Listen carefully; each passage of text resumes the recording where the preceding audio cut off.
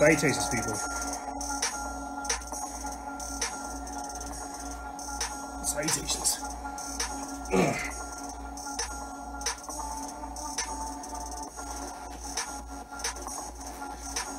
Dogs are fed. Chirpies is still chirping. It's hilarious. We are going to be joined by you good people in this segment. Hey, you get it? That's what I was going for, Killmonger. We're going to be joined by you guys in this segment with your questions, whatever you want to bring up with the audience, whatever you'd like to talk to me about, and more. I just want to go ahead and say this while the music's playing and while people are joining.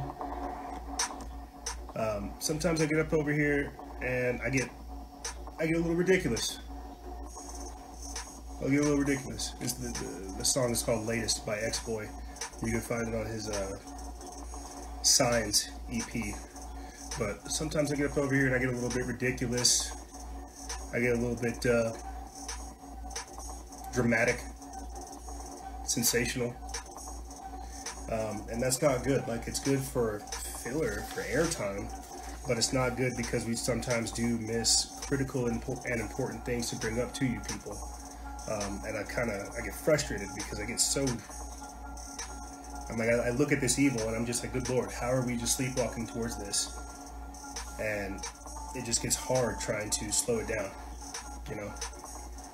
I wanted to talk about the food chain breaking down, food supplies, food shortages and stuff like that in the previous segment, but that wasn't in the notes. We were unable to. So I just wanted to say that to start this off. While I do get a little bit dramatic and sensational, that's not sometimes what I'd like to do, because I want to be able to get this information out there to people, and whenever I'm over here fooling around, I can't. So I'm sorry for that, guys. That is another reason why I am working on this apology letter in relationship to my coronavirus coverage, because it's inconsistency that I find disgusting. We pride ourselves on being consistent, honest, and truthful, and to recognize that I've engaged in flip-floppery, it's disgusting. So I'll figure out a way to slow myself down so I'm not so dramatic and and extra, basically. And I'll figure out a way to explain my youthful optimism and delusional altruism. But yes, it is Cinco de Mayo, Tuesday, which means that it is your Instagram Live day. Hopefully, we have some people that bring up, the food shortages, food banks, stores running out of seeds. Hopefully, we have a lot of people bringing up things that talk about this stuff, because it's turning into a very, very crazy world. So let's go ahead, get rid of that. Tell you guys to join our patreon.com/Freedom Faction exclusive membership program. What you're doing when you join that is you're actually helping us secure this information. You're helping us deliver it in an appropriate way. You're actually helping back it up as well. I'm trying to figure out a way to archive a lot of the information we have, a lot of the posts, comments, videos, and more. We have a video library. So every single video that you see on the Instagram page, it is backed up on our own servers. When you guys join exclusive members, you get access to that. I'm trying to figure out a way to organize it so it's a little bit more categorized, but that's one of the things that you get when you join exclusive members. Not only that, but you get access to our private group chat. We have discussions and shows every other Friday, and it is literally blossoming. But what I want to talk about before I start getting you guys on is just that, the exclusive members. And I think we're at 35 or 38 out of 40. Once we hit 40, I'll do live shows every single Friday. And then my next goal after hitting 40 is to get 100. Once I get 100 exclusive members, that's whenever I want to start rolling out the app to you guys, because I'm telling you, we're not going to be here that long. And we shouldn't be. We're not going to be here that long. And it would be foolish of us to think so. It would be foolish of us to sit here and think that we're going to stay here operating in this configuration, doing what we do until we're done. It's stupid to think that way. We're trying to figure out how to come up with alternatives and backups, and that's why all I can do is put you in the direction of BitChute, Brighteon, DTube, Minds.com, and other things like that, because these are places that back up what we're doing that are not mainstream. So we're trying to figure out ways to ensure that you get the information that if in the event that they take us down, that we can still operate in some kind of fashion. If you guys want to support that, you want to take part in that, you want to help us, join our patreon.com/freedomfaction exclusive membership program. Let's go ahead and get some guests on. Let's go ahead and get, what does that say? Big Joe Ma?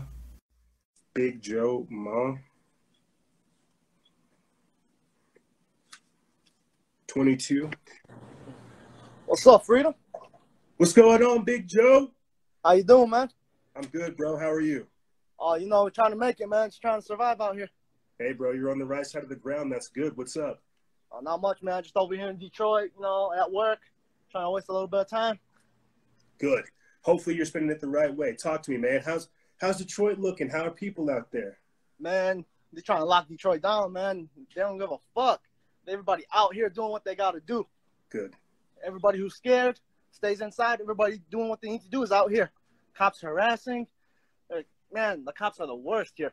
They pull up to everybody. No masks, no gloves, and they're issuing, you know, social distancing tickets. Huh. Right. What about a curfew? $1,200. They don't care. What about like a curfew or something like that? Have they instituted that? Do you see them like showing up more in force, like for like a party or something like they did in Chicago? Like how are the cops acting out there? And then how are the people acting out there? Well, you know, you got your older generation. They're more scared. You know, they're more taking it easy, being safe. But, you know, these young cats out here, man, they going wild, man. They don't care about this lockdown. Hey, can you blame them? I mean, no, shoot. Not at all. I wouldn't want to be locked inside my house 24/7. Well, let me ask your thoughts on that, because you know they're going to try to hit us with like the second wave. Oh, the second wave of the coronavirus. Oh, there's more mutations. What are your thoughts on that? On the second wave, and then even these reopened protests that are taking place? Honestly, the way I see it is they're just promoting fear. That's all it is. Second wave this, second wave this. They're just trying to get you scared because that second wave, they want it to be deadlier than that first wave just so they can prove it to us all. Look how bad it is, quote I agree. unquote. You know? Well, man, you know, people out here in Detroit, man, they getting rowdy, man. They getting restless. Like, they can't do it no more. Money's running out. It's getting scarce. Like, you know, they ain't pulling up with it. Can you blame them? Like, of course not. And I feel like we'll have more people that join us and say the same thing, dude. Like, we're seeing our country die before our very eyes, and nothing's being done about it. Aside from that, you know, like Bill Cooper told us this 30 years ago. If people were just started taking action 30 years ago, we wouldn't even be in a situation like this. If anything, we'd be the ones, you know, making sure everything's getting better. We're that generation. We are the change makers. We're the agents of change. We are Bill Cooper's reinforcements. He had to do what he had to do in order for us to pave the way for us to come through. So I hear you, bro. It's just an uphill battle all the way through. All the way through, man. Man, like, it's hard waking up people out here, man. Bro, like, you know, everybody want to believe one thing. It's like, oh, it's a real disease. Nah, it's a bioweapon. Nah, they're just bullshitting. It's like, listen, man, it's all three, man. You better get your info right. There it is. There it is.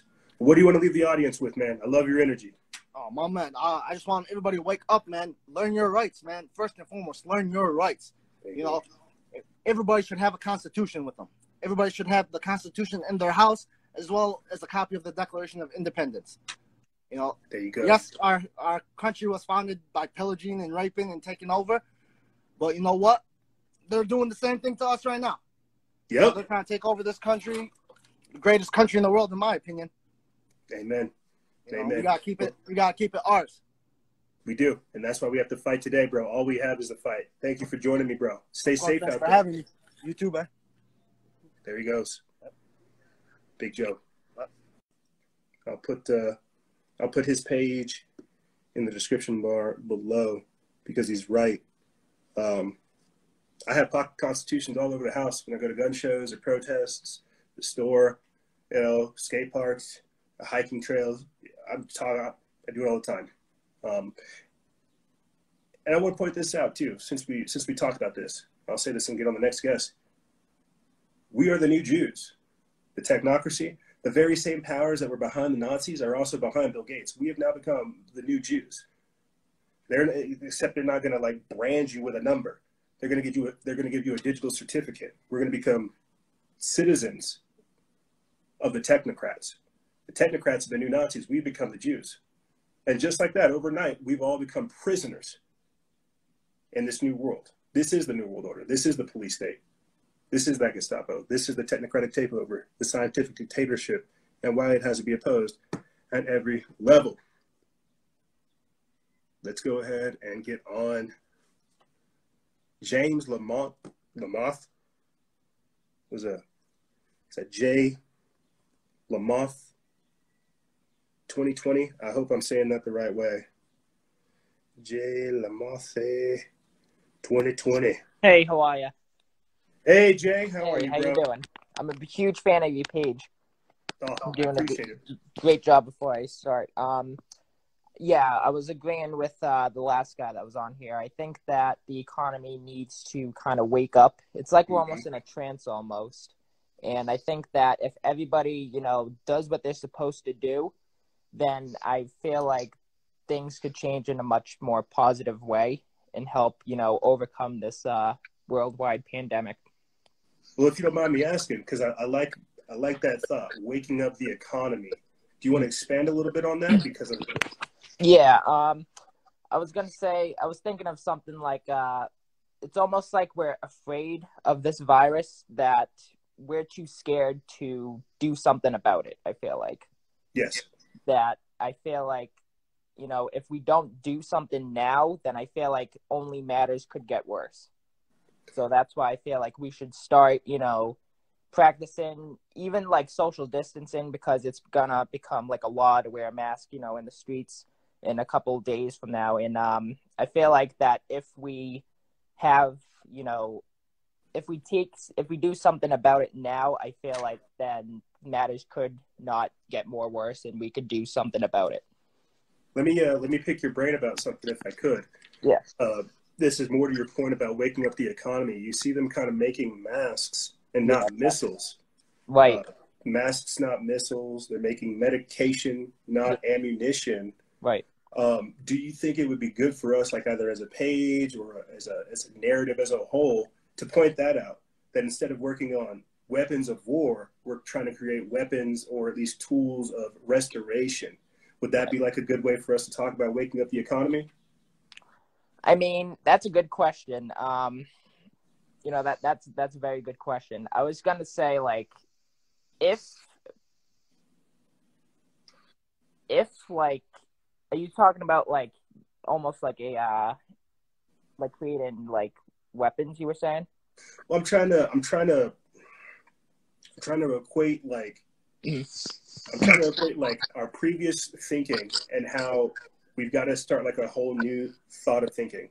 Yeah. Like we're like you said, we're scared of this virus, so we're trying to kill it. Right. Instead of switching our thinking about, okay, we can't kill the virus. How can we build ourselves with medications, proper treatments, masks, and things like this? I feel like if we switch our thinking and switch our approach, rather than trying to terminate it, we can change. Yeah, yes, we can overcome it. Right. Yeah, I agree with that. That's just my angle. Right. Yeah. Totally agree. Yeah, I mean, if the economy, does something about this virus before it gets too worse, I feel like, we would have like a summer. You know what I mean? Like, people would still be outside, would live our normal lives again, but people we're reaching the point where I feel like people just don't care anymore. They don't. And I feel like it's a shame, because if they don't care, then, we're not going to get through this anytime soon. Well, I feel like a lot of people have been told to care. Right. Care about the virus, virtue signal your neighbors, feel bad about this. Yeah. A lot of people haven't really been trained or taught themselves to overcome this. That's why that's why I'm glad you used that word, to overcome these things. Right. We've been given this spirit of fear, not really one of courage. Right. Yeah, I mean, it's become a huge problem, not just in the USA, but, worldwide. It's a shame. Well, if you, just before I let you go, Jay, if you don't mind, how are things where you're at, and are people, I mean, are they receptive to this idea? Are they wanting to get back to normal? Oh, just from your perspective, what's going on? I'm from New England. I've noticed that when I'm actually a senior in high school, and my senior in high school had actually closed for the entire year. You know, I'm not going back to high school. I'm not getting my diploma. Jesus. Yeah, it's a shame. And I believe, I started. My school had sent out an email late March, and I've been out of school ever since then, doing Zoom calls and everything for my teachers and all. And when I first started, I saw that people were actually, taking this thing seriously, staying inside, everything else. But then, like, when it hit mid-April, I'd say, noticed people, they were very nice on the streets, but, walking their dogs and everything, just not, taking any action into making the situation better. And I feel like if that's the case, then I don't know when this is going to end. One more question, and I'll let you go. Yeah. As an 18-year-old, during this time frame, you got people like AOC saying the world's going to end in 12 years, all this crazy stuff going on. Yeah. Hope. Like, obviously, like there's going to be a better tomorrow, but just speak to that if you could about, being an 18-year-old in this time frame. Yeah, I mean, it's kind of tough because I miss seeing my friends from school and everything, and we've actually been talking about this, how saying, like, they've been contacting their family members saying that, hoping everyone's better and everything, and they want to try to encourage their family members to try to do the right thing, to try to spread more positivity and more hope that the situation could get better. And I feel like my family's, the same way. I feel like the news is almost trying to scare the economy. Yes. I feel like the news is not bringing anything positive in the news itself. And I feel like they're only looking at the bad side of the situation. Now, they're not bringing out any good things in the news, and they're trying to scare the economy. And I feel like it's not, they're trying, if they scare the economy, then what's there to make hope of? Okay, last question, and I'll let you go after this, I promise. Okay. Oh, thank you. It's a pleasure talking to you. No, you're fine. Crap, I forgot the question. Oh, as a media operation ourselves, what can we do, I guess, to inspire hope in your guys' generation? Yeah. With everything going on, what can we do, being in this position, to put out a better narrative, to offer hope and inspire people? I feel like if we put actions into our own hands, then I feel like, like spreading more positive, overcoming all the negative acts that people are trying to scare one another with. I feel like that if we look on more of the positive side as an economy, I think that this whole thing could change very soon. But, it's just a shame that everybody's looking more on the negative side rather than just looking on the more positive side. And I feel like if that's the case, then, I don't know when, but just takes fighting, man. Yeah, takes time and fighting. Yeah. That's all. Yep. But I appreciate you spending this time, and I'm sorry I asked you so many questions. No. It's a pleasure talking to you. I love your page. Shout out to you, and awesome page. Thank you for joining us, brother. Stay safe out there. Thank you very much. You as well. Pleasure talking. There he goes. And I'll put Jay's information in the description bar below. I really wanted to, just pick his mind about, we've all been 18, man, and you got all this crazy stuff going on right now, and they're not really being offered hope. And being in this position, I just feel like we should be doing this. Like, we should be trying to help. I get so busy trying to expose all this evil that I don't think about, people like Jay that are watching. And I've talked about this time and time again.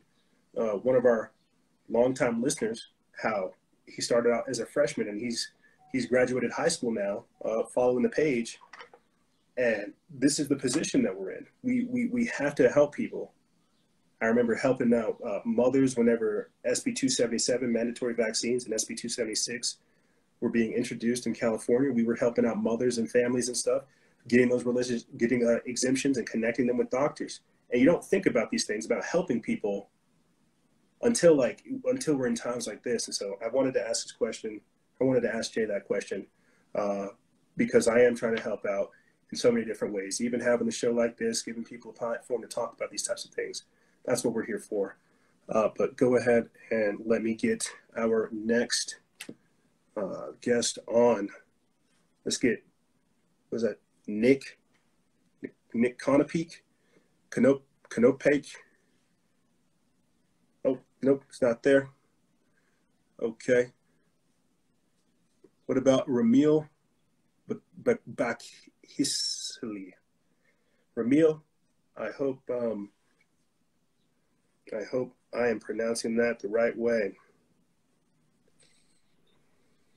Yo. Salutations, Ramil. How are you, my friend? I'm good, bro. I'm good. Hold up, bro. Let me put the light on. I'm sorry if I pronounced your name wrong. Yes, Romeo. How are you, bro? How do you say your last name, if you don't mind me asking? Yeah, it's Bakshli. Bakshli? Bakshli, yeah. That's pretty cool. Well, thank you for joining, Ramil. How are you, my friend? And what's it like where you're at? I'm good, bro. I'm from London, UK. And, it passed, 30,000 deaths.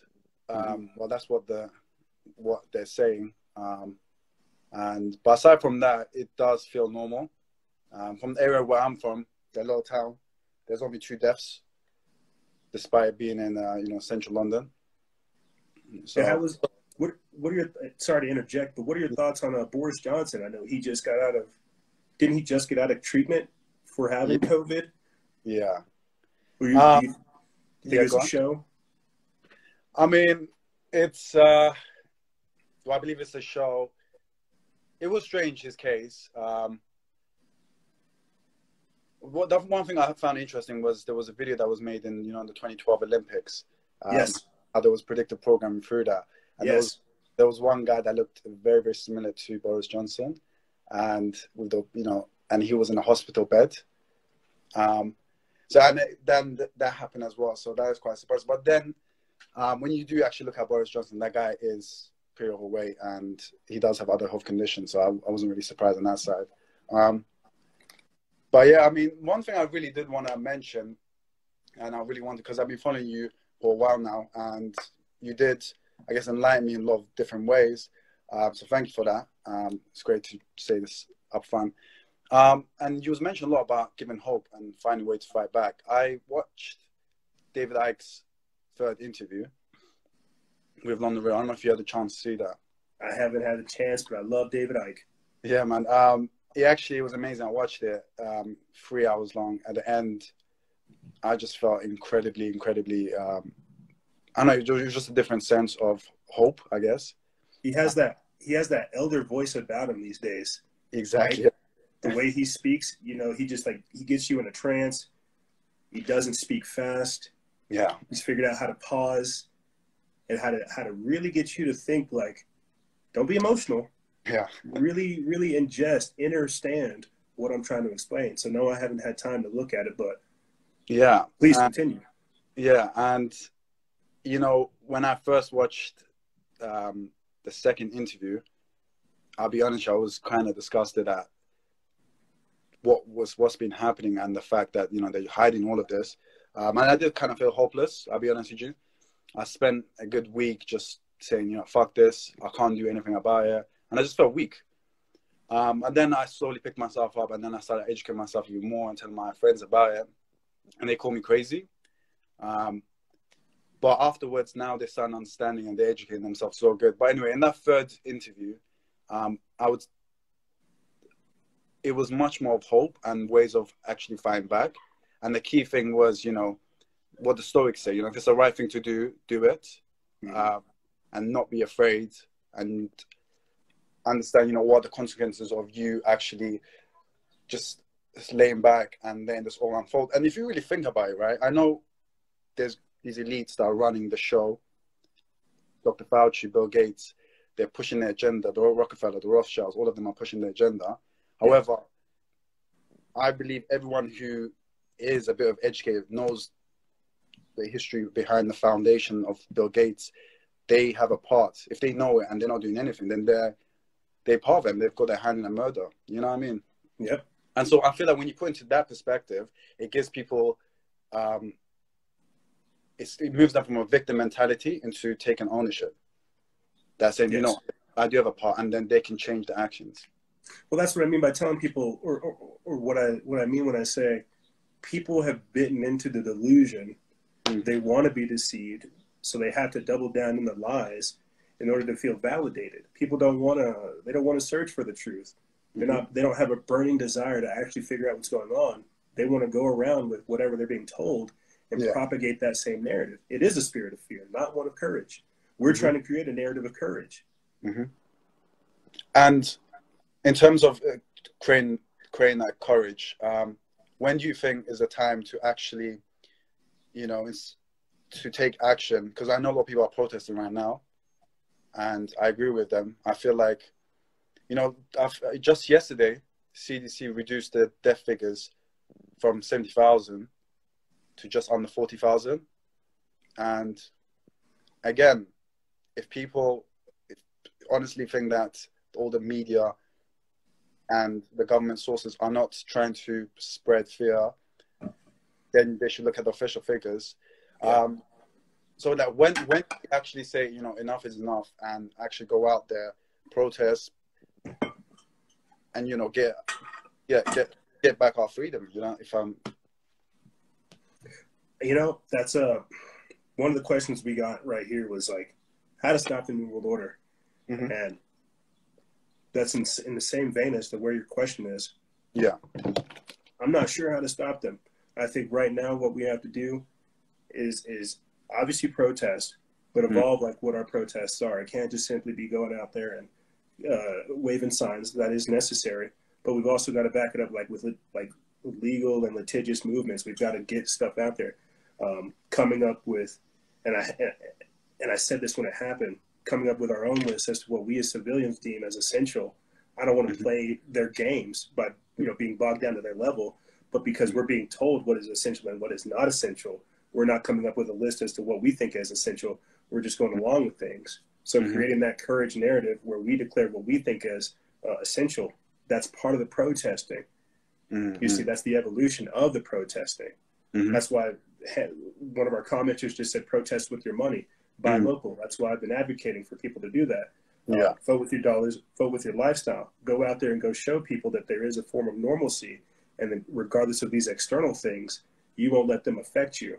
So I feel like in order for us to get back our freedoms, we have to be willing to flex what rights we already have.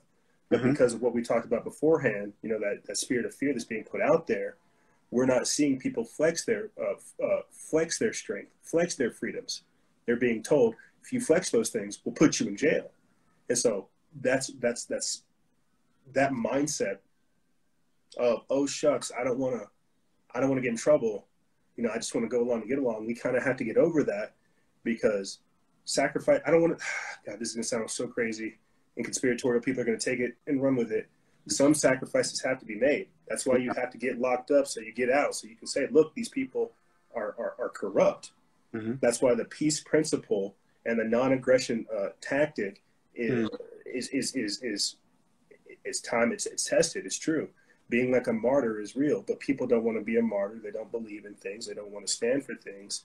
And so it comes back to that, having that spirit of courage instead of giving into that spirit of fear, protesting and letting your life be a testament towards freedom.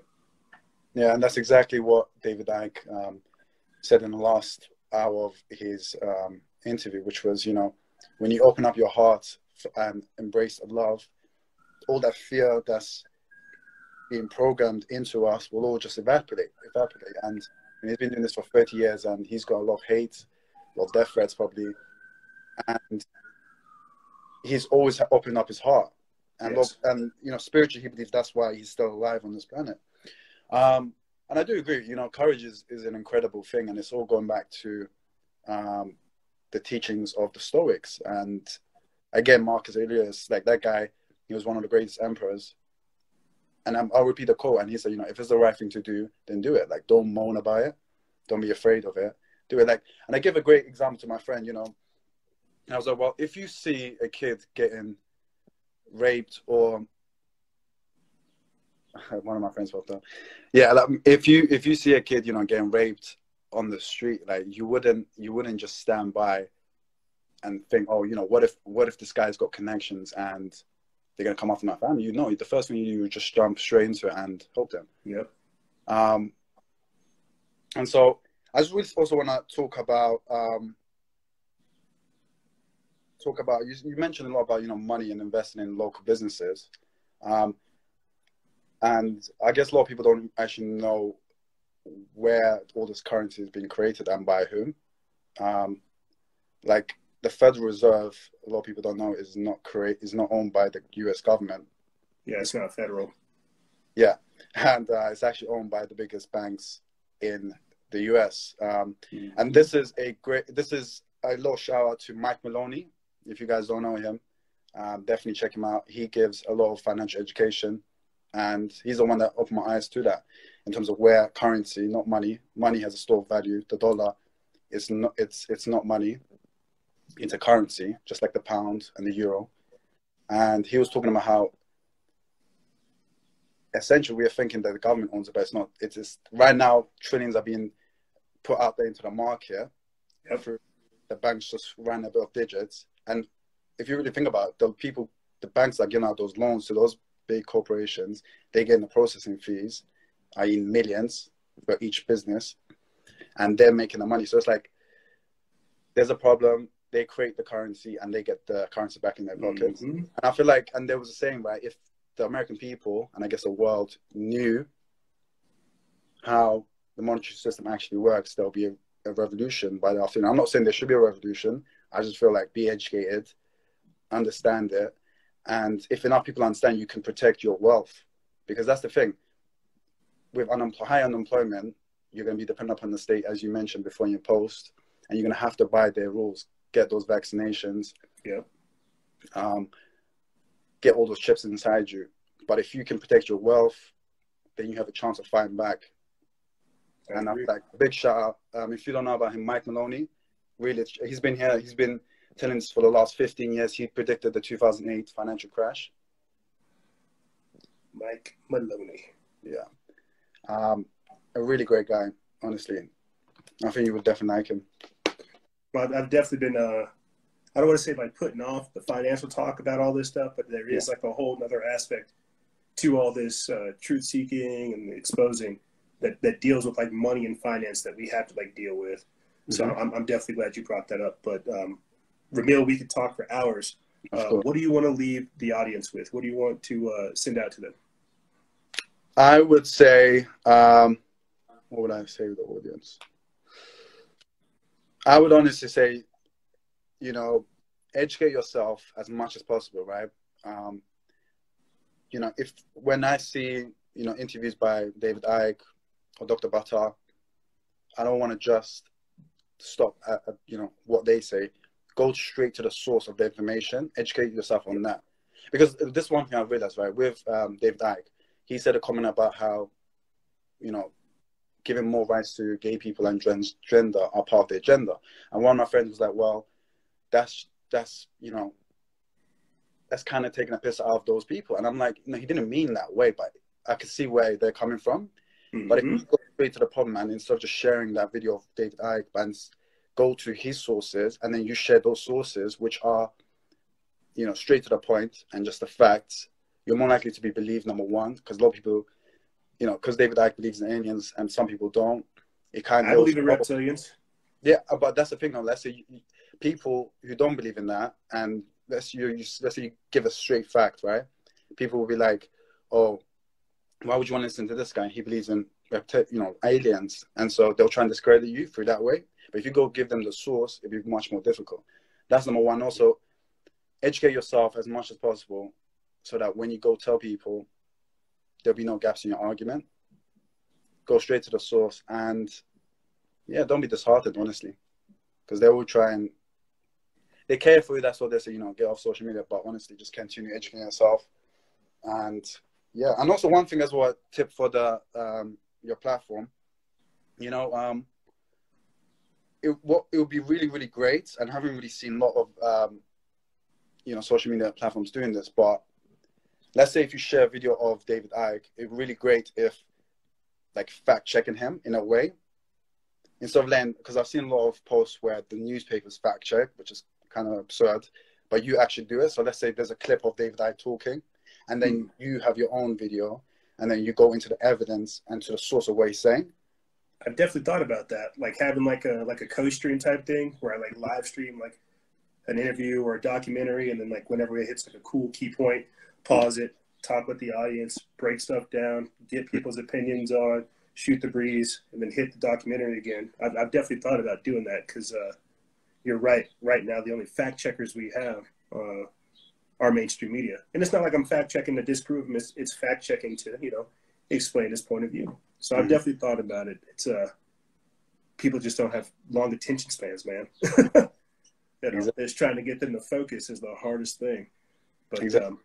And also trying to connect all the different pieces, because the internet, with all those posts, because once you're in deep, it's very difficult to someone who's new and try to get them up to scratch. Yeah. I definitely have that problem. We definitely have that problem because people join in, they see what we're doing, they're like, what the hell's going on? I'm scared, fake news, and then they run. We've definitely got to work on like an introductory into what we're doing. Exactly. But yeah, just want to say thank you for everything you're doing, and for everyone as well. There's no need for violence, honestly. It's just educate yourself, protect your wealth, and we'll get through this, honestly. Listen, we will find a way. I just believe in that. We will. So anyway, peace, bro. We will. Wish you all the best. Thank you for joining us, Ramil. Stay safe out there, bro. You too, bro. Love, guys. There he goes. There goes Ramil.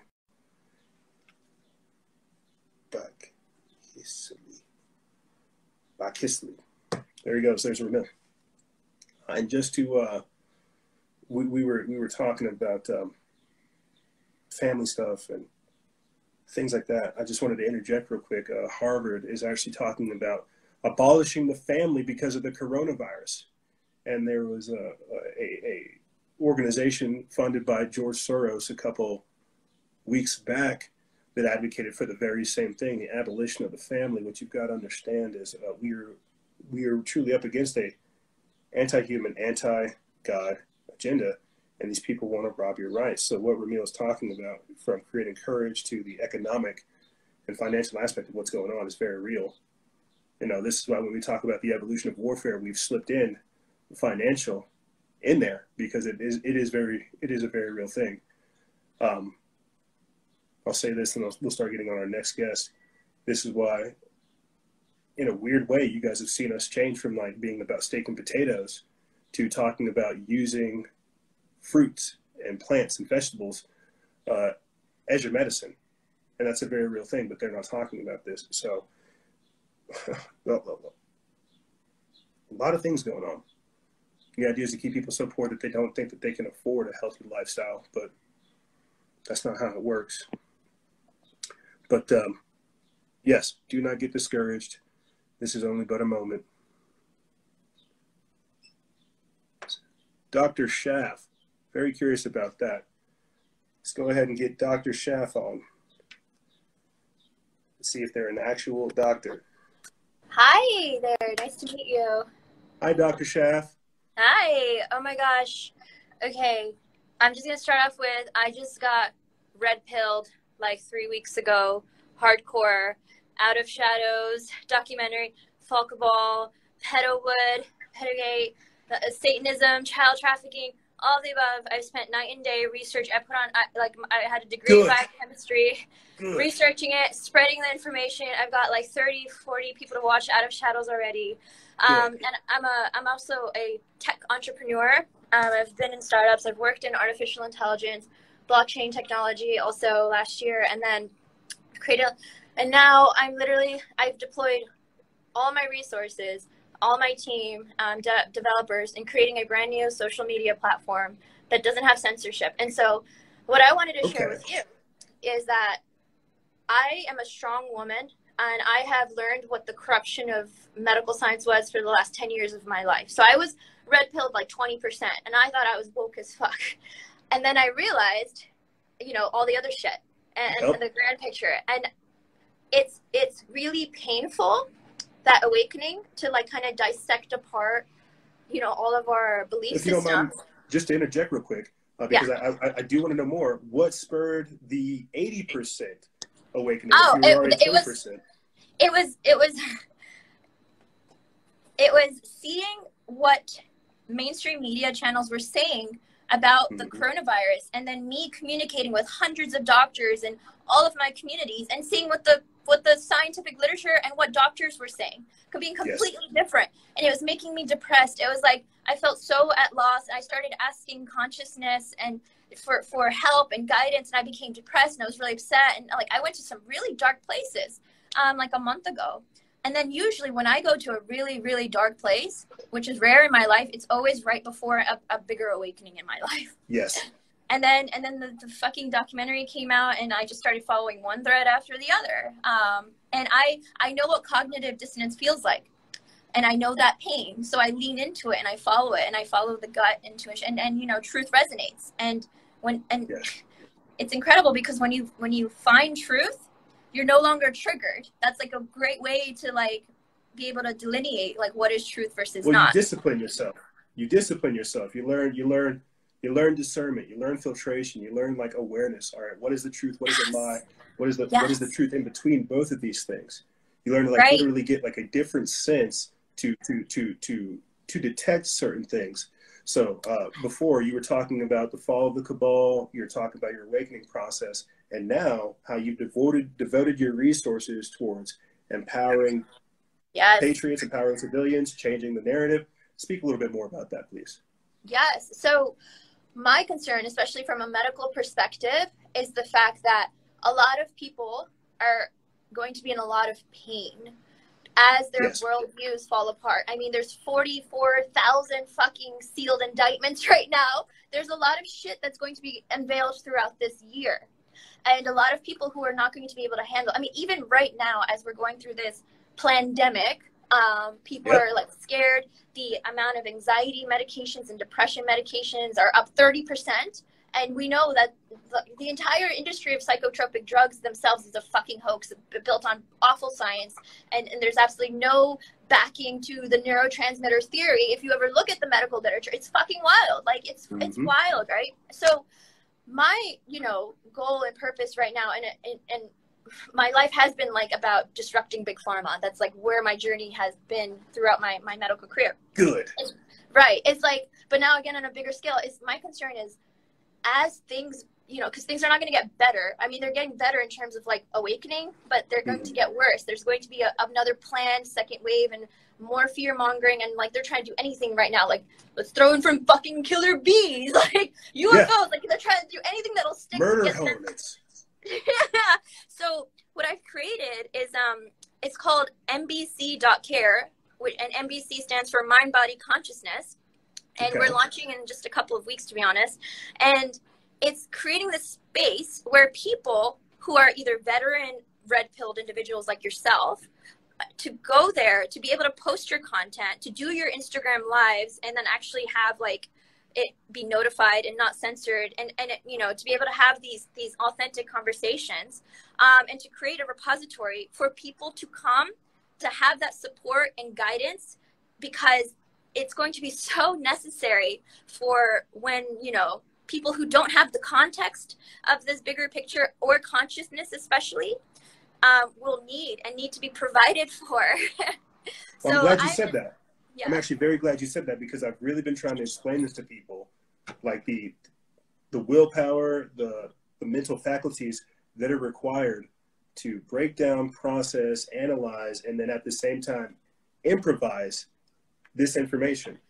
Everything that's happening right now, like you said, the pandemic, the scamdemic, everything that's going on right now, they have a plan for how they would like for us to go. But because we're not talking about what our narrative is, as I said before with our previous caller, creating that narrative of courage, right? We're just going along to get along. So we need individuals like yourself to come up with social media platforms. We need people, doctors, nurses, to come out exposing the hoax behind the numbers. If you could, explain that a little bit. What your research, your analysis of the numbers have shown. Oh, I mean, in terms of like how the pandemic is a hoax, I mean, it started off with the Imperial College giving this doomsday projection of 30 to 40 million deaths globally. Yeah. Okay. Right. Yeah. Based on an infection fatality rate of 1% or more. Out of Wuhan, it was 3.4%. And now what we're finding in multiple studies all across the world, even with mature data coming out of Italy and across 8 different countries in Europe, then there's also the Santa Monica, study, or versus like the one in Massachusetts, where it's a homeless shelter. It's coming out to be 0.1% to 0.03%, you know? So, so unfortunately, it's not as, deathly as I think they had hoped it to be, but they also are reiterating whatever this substance is, whether it's 5G or whether it's actually a virus or whatever, to become more deadly, to continue to push this depopulation agenda, all these other things. Like, it's so fucking obvious. Like, it's yes, it is. That's what's crazy about it. And I don't mean to interrupt you, but I think that's what's crazy about it, because we are reaching such a point to where everything's just, it's overwhelming. And I feel like the same way that you're describing your awakening process, that's how all this has to go down as well. It has to get so overwhelming that it collapses in order for us to create something new. Right. And then and that collapse is really tough. I mean, I'm just so concerned because I just saw what I just went through, but I know how to handle it because I've gone through multiple awakenings in my life. Like, whether it was I used to be a Muslim and then I became an atheist because I realized the dogma of religion, and then I had my spiritual awakening. So I've gone through different reiterations of this, right? But a lot of people don't have that context, or they might not have that support. So this is why it's so imperative for me to be creating this space that provides that guidance and support without all the noise and the misinformation that's, taking place. And it's just, I'm just like gun-ho about this. That's why I followed yours. I followed so many, and it's happening. Yeah. Well, maybe after the live, you can send me like a link or something to it. If we can try to get other pages on, because we had Jay of Truth Is Our Religion try to do something similar. He tried to create the Truth Tube, where he was pulling people, pages like myself and other individuals, off of Instagram to create a platform designed specifically for this. So we can share articles, share episodes, share videos, share this information. The sad part is there wasn't funding for it, so he So thankfully, abundance has come into my life. Like, because I figured out how my truth creates my reality, and I can do, like, I've been working on my frequency and attraction and like I've done fucking well in my life. So I was, utilizing it to create different things. I have the resources right now to be able to accomplish this, and I don't need help. And the platform is free. It's free for people to come on. I have a lot of venture capital experience too, in terms of like utilizing that. And once there's traction, millions can go into. It's very, the process there is very easy for me. That's the easier part for me. Business is the easier part for me. This is my 6th startup. It's not my first round. And it's just like, it's just that creating it is the most important part for me. And then creating it well. And then another most important part for me is the ethos and the mission of the company, which is, like, there's other ones like Headspace or Calm or Mind Valley, and they're selling you something. They're telling you, like, I'm going to make you happy if you're depressed. Here, use my product or my platform. And for MBC.care, we are a self-empowerment platform. We are here for you to find your power, to find your truth, because we have access to the truth within all of us. We just have to go beyond the programming and kind of delayer all of that and dissect it apart and go through the triggers and heal and not have those like same trauma responses, and you will fucking connect with your truth, and you'll find, and the truth is different for different people because we are all on different paths of ascension in our journeys. So that to me is the most imperative part, is that this space and this platform and the type of content is utilized for that purpose. That is, and for people to find their gifts. Once you like connect with your truth, and once you start to realize like what my purpose is in life, etc., like to be involved in something that's empowering that gift that we all have, you know? And then life becomes like a game. It's like we're in a fucking matrix and this is a fucking game. It's like an adventure. And that's truly like, I think, where my goal is like of the highest. And I have the ability to do it. Now it's like I live in Singapore right now, by the way. I moved from New York to Singapore. It's 4:20 a.m. in the morning here, and I just randomly got on Instagram and I was like, oh, that fucking account I really like is on live right now. Let me. It's 4 in the morning? You're listening to us at 4 in the morning? It's 4:20 in the morning. 4:22 exactly right now. Yeah. Wow. Well, I don't mean to keep you up. You're not. You're absolutely. I live for this right now. My life is this right now. And it's like, I feel like imperative, like a rush, because I'm like, wow, like General Flint. There it is. Yeah. This is like, my life is this. I mean, this is like, my purpose has been this for a long time in terms of like chronic health and like natural medicine and like preventive care and all these things. Like, I'm very, very, you know, aware. Well, what are you doing in Singapore, if you don't mind me asking? Did you flee because of the coronavirus, or? I've been living here for a year and a half almost. I came here because it was it's, you know, allegedly the best healthcare system in the world among all these other things.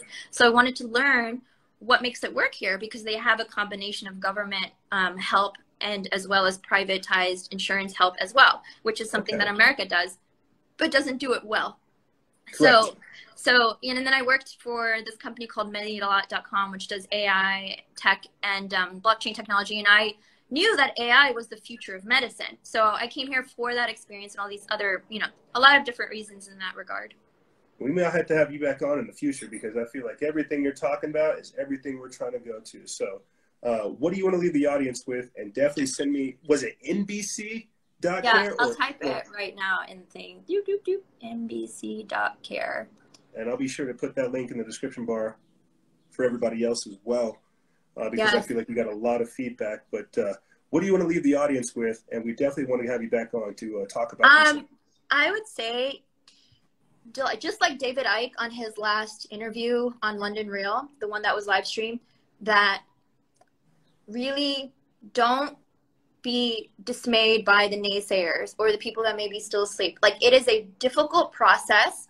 If anything, this experience has also built a lot of compassion towards others too. When you realize how difficult it is yourself, and in the pain that it takes, you know, to go through it, to remain compassionate about the fact that people are wired differently and they are in their comfort zones, and to exit a comfort zone is really difficult, and to kind of remain, you know, empathetic to that, and just know that they're not the enemy. Like, the person, they're a product of a bigger enemy, and to continue to remain, like, keep your triggers if they arise, not towards the people who are a product of that, you know? That's definitely something I have to work on myself. I won't lie.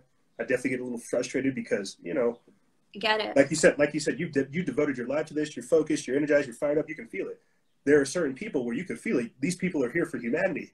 The rest of humanity is not here for humanity. And so I kind of get like dismayed by that. I see that, I get frustrated.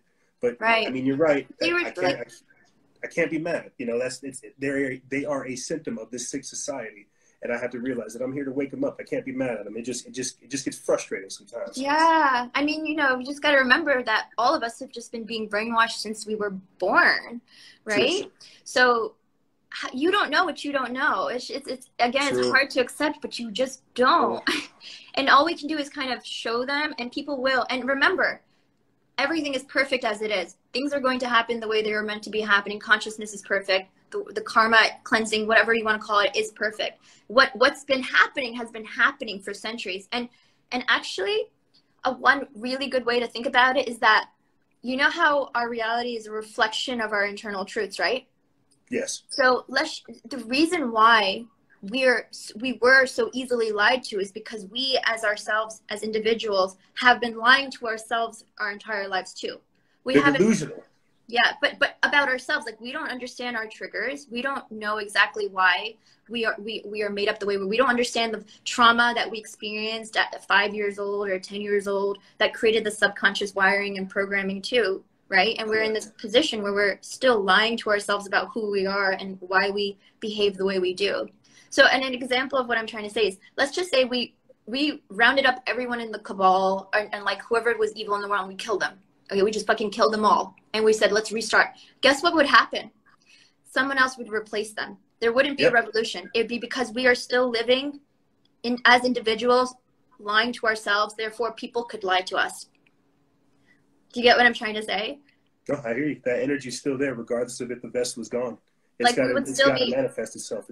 We would still be reflecting consciousness. And that is the fact that we are disconnected from it, and we're continuing to lie to ourselves. So it really is a bottoms-up journey in that way, too. I agree.